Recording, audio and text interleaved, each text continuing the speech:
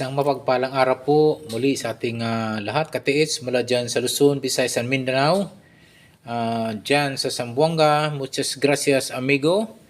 Dyan sa labas ng bansa, sa Mexico, muchas gracias amigo. At bago po ako magdikod at mag-analisa sa pinadala po nating katiits na treasure marker, stone marker sign, at ako po muna ay magpapasalamat po sa aking mga katiits po na bagong follower, sa bagong subscriber. At hingi lang ko ng favor mga katiits, please subscribe at don't forget to hit the notification bell button para updated po kayo sa mga video ko pang papalabas. Okay po, maraming salamat po sa inyo talaga sa walang sawang pagsuporta po sa aking medyo maliit pa lang na YouTube channel. Alam ko po, balang araw po ay lalaki din po ito sa inyong tulong mga katiis ko. So, ang aking video po ay more on decoding and analyzing sa mga treasure, symbol, signs, and markers mga katiits. So, ito po mga katiits, yung mga maraming nagtatanong po sa aking comment section po, kung saan pwede magpadala po ng treasure sign, markers, and symbols. Pwede po kayo magpadala po sa aking Facebook page, Alejandro Sanchez po, na may naka-sunglass po yung profile ko doon. Naka-shade po ako doon, sunglass. Yun po ang pipiliin nyo po kasi marami pong Alejandro Sanchez po na nag-appear, na lumalabas po doon dahil sobrang dami po ang Alejandro Sanchez, hindi lang po tayo nag-isa. Maraming Alejandro Sanchez pa sa mundo. So, yung profile ko po doon sa Facebook page, naka-shade po ako doon. Naka-sunglass ako mo doon. So, pwede pong madali pong makilala. Naka-sunglasses po ako doon. Alejandro Sanchez po. Pwede nyo pong ipadala doon yung mga treasure, symbols, sign, and markers. Pwede po nating subukan po nating i-decode, i-try po nating i-analisa kung saan po pwedeng yung mga treasure items located mga katiits. Okay po mga katiits, ito po ay mayroon po tayong isang katiits pala ng aking kaibigan na si Mr. Rolly Adlawon. Yung gustong bumili po ng gold locator po na made in Philippines po, ABS gold locator po na gawa po ng ating kababayan na si Mr. Rolly Adlawon Look mga katiits. So po, ito po, kung gusto niyo pong makabili po, pwede niyo pong tawagan po sa mobile number niya na 0926-2632843. 0926-2632843. Please contact Mr. Rolly Adlawon Look sa Gold Locator mga katiits. Okay po, tuloy na po tayo sa pagdikod. Mayroon po tayong pinapadala po na isang picture po ng treasure sign, stone marker mga katiits. So ito po mga katiits ay aking na visualize po mga katiits ay isang double pointing po ito mga katiits na may dalawang spoke hole yung butas. Ito po ay para siyang isang turtle, para po isang palaka po na ito ay naka-engrave, naka-okit po yung kanyang mukha at mayroong double arrowhead sign sa kanyang unahan mga katiits. So ito po napakagandang markers. Pwede po itong markers nito mga katiits ay isang pong hindi ganong kalayuan po ang items ng mga katiits. So posible po ang items ng mga katiits ay nasa mga 1 to hanggang 6 meters distansya po mula dito sa kanyang kinalalagyan na stone markers mga katiits. So ito po yung aking illustration po dito. So ito po ay nakaturo po ito sa in between, halos east na po siya nakaturo. Tandaan nyo po na ang mga Japanese po, kalimitan po ayan ay nagbabaon po, nagbabarid po ng items, madalas po sa east. sa east, ewan ko na kung bakit east kasi nga kaya nasabi kong sa east mga katiits dahil marami na pong naka-retrieve, marami na nakakuha na sa bandang east po mga katiits ang item po na located po mga katiits. So ito po ay isang magandang markers at itong stone markers na ito mga katiits ay napapansin ko po ay mayroon po itong dalawang butas na medyo hindi ganong kalakihan. So ito mga katiits, i-check nyo po nga yung mga katiits kasi nga ang butas minsan mga katiits, yung tinasawag na spoke hole, pwede nyo pong yung gaano kalalim yan katiits, check nyo po kung baka yung lalim yan pwedeng 2 inches, 3 inches, 4 inches. Pwede pong converted yan po katiits sa distansya po nitong marker stone. So, i-check nyo lang kung gaano kalalim. Mayroon pong mga ganyang system o mga ganyang mga senaryo po na doon po kumukuha yung iba, mga katiits po natin, na yung lalim po ay kinumbert po sa distansya po at doon po natagpuan po yung item na ito'y kung saan located po. So, ito pong dalawang mata. So, i-check nyo po pwede nyong dukutin o ano niya kung baka yan po ay malalim o mga ilang inches po yan. Pwede nyo i-convert po sa distance po yan mga katiits. About 3 meters, pwede kayong mag-chip po ng 3 meters sa apat na sulok po niyan mula dyan sa kinalalagyan sa east, west, north, and south mga katiits. Mayroon pa ako napansin mga katiits na isang naka-engrave po na di ganong malalim. Yan po ay items po mga katiits.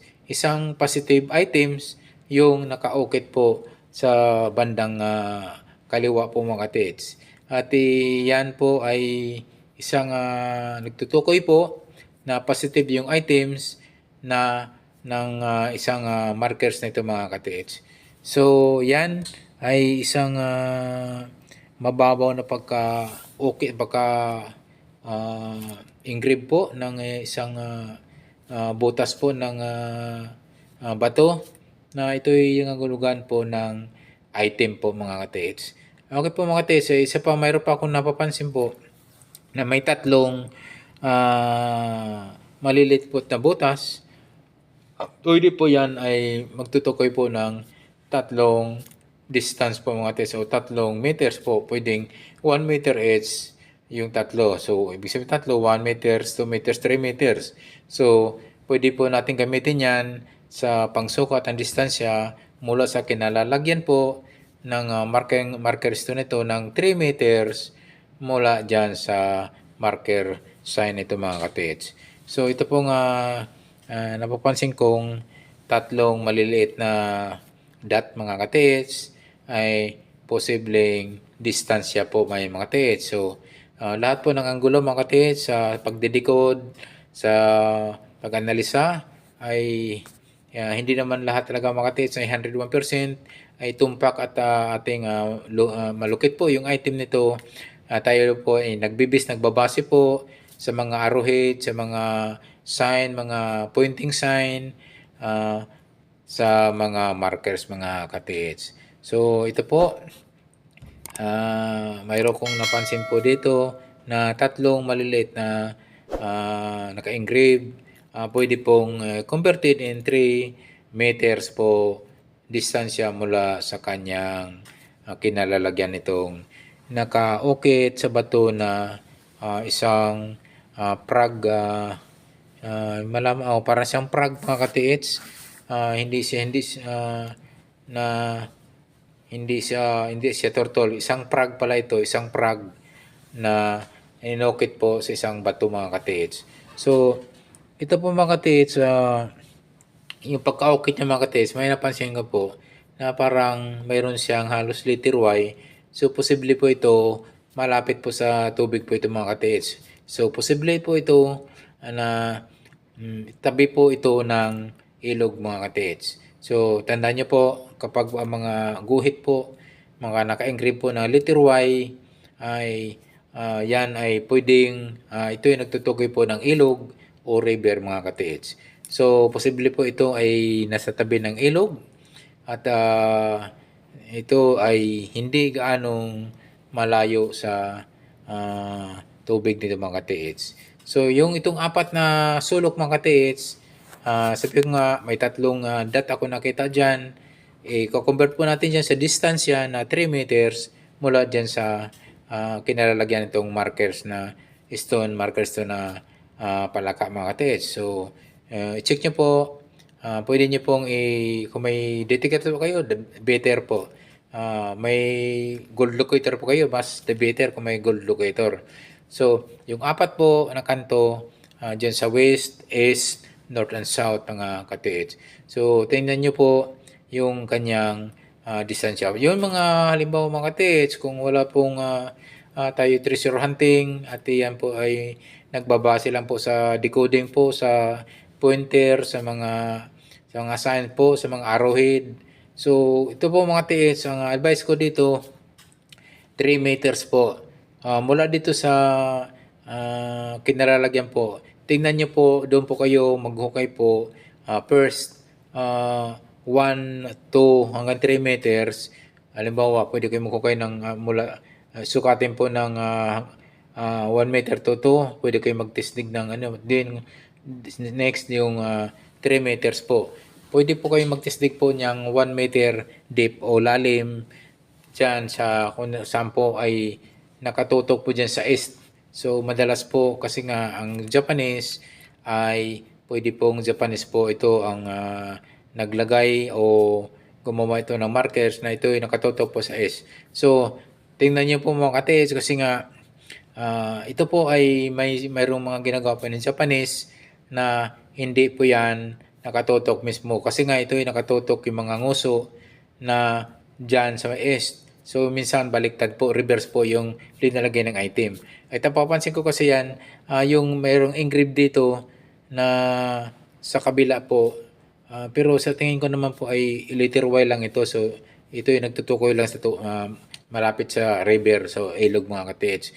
So para masigurado natin katiits na masapol po natin yung kinalalagyan nito, yung apat na sulok, 1 to 3 meters po, pwede kayo magtisdig po ng 1 meter deep ang lalim.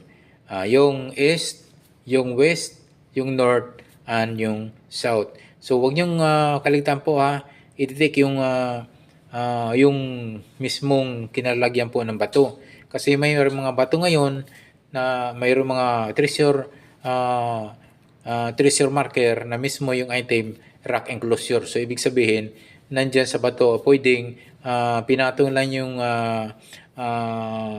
mga hugis palaka dyan, hugis isda dyan, mga hugis po na mga hayop na kanilang ginagamit.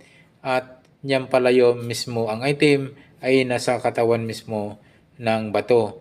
O pwede silang ginawa lang takip mga katiits. Ako po mga katiits, maraming salamat po sa mga